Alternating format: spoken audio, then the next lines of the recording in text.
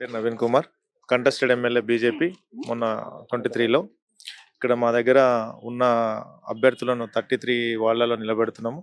గట్టిగా పోటీ ఇయ్యాలని నిర్ణయించుకున్నాం. ఇక్కడ మున్సిపల్ చైర్మన్ కూడా ఖచ్చితం చేసుకుంటామని అనుకుంటున్నాం. చాలా ఎలా ఎలా ఉంది సార్ వికారాబాద్ లో పరిస్థితి చూసుకుంటే? వికారాబాద్లో బీజేపీ చాలా బాగుంది. మొన్న సర్పంచ్ ఎలక్షన్లో కూడా మా వికారాబాద్ బీజేపీ సెకండ్ ప్లేస్లో ఉన్నాము. ఇప్పుడు కూడా మేము పోటీకి చాలా సిద్ధంగా ఉన్నారు. మా వాళ్ళు గట్టిగా పోటీ చేయాలని నిర్ణయం ఉన్నారు. మహిళలకు అవకాశం దొరికింది, మళ్ళీ యూత్ ఎక్కువగా ఉన్నారు, మరి ఎలా ఉండబోతుంది పోటీ? మహిళలే ఎక్కువ వర్క్ చేస్తారు. ఎందుకనంటే అందరి సంబంధాలు వాళ్ళకు అక్కడ కాలనీలలో ఎక్కువ ఉంటారు కాబట్టి ఖచ్చితంగా వాళ్ళకు గెలిచే అవకాశం ఉంటుంది కాబట్టి మా వాళ్ళు గెలుస్తారని ఆశిస్తున్నాం. ఈ ఎలక్షన్ సంబంధించి మీ వికారాబాద్ ప్రజలకు మీరు ఏం చెప్తారు? ఖచ్చితంగా బీజేపీకి ఓటేయాలని చెప్పేసి నరేంద్ర మోడీని కేంద్రంలో తీసుకొచ్చి మన వికారాబాద్లో కూడా మన రాష్ట్రంలో కూడా బీజేపీ రావాలని చెప్పి కోరుతున్నాను. నా పేరు సదానంద్ రెడ్డి, రాష్ట్ర కార్యవర్గ సభ్యులు భారతీయ జనతా పార్టీ.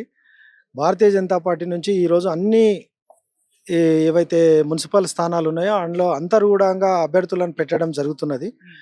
రేపు కూడా ఇంకా అవకాశం ఉంది. చాలామంది అభ్యర్థులు వచ్చి నామినేషన్ వేయడానికి సిద్ధంగా ఉన్నారు.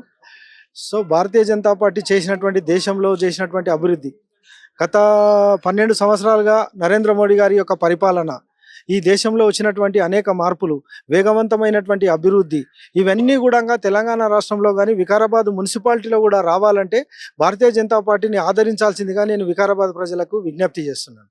తొందరలోని ఎలక్షన్స్, మరి ఎటువంటి ప్రణాళికతో ముందుకు?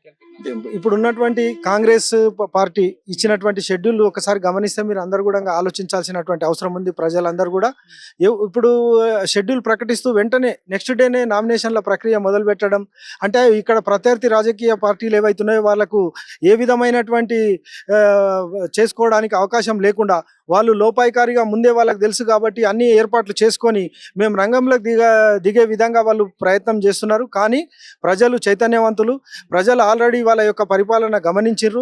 దేశంలో కాంగ్రెస్ పార్టీ అనేటువంటి పరిస్థితి ఏందో మనకు తెలుసు.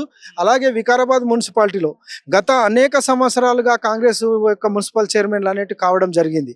తర్వాత తెలుగుదేశం సంబంధించినటువంటి వాళ్ళు కూడా కావడం జరిగింది. టీఆర్ఎస్ ప్రభుత్వం కూడా లాస్ట్ మున్సిపల్లో టీఆర్ఎస్ యొక్క మున్సిపల్ చైర్మన్లు కూడా కావడం జరిగింది.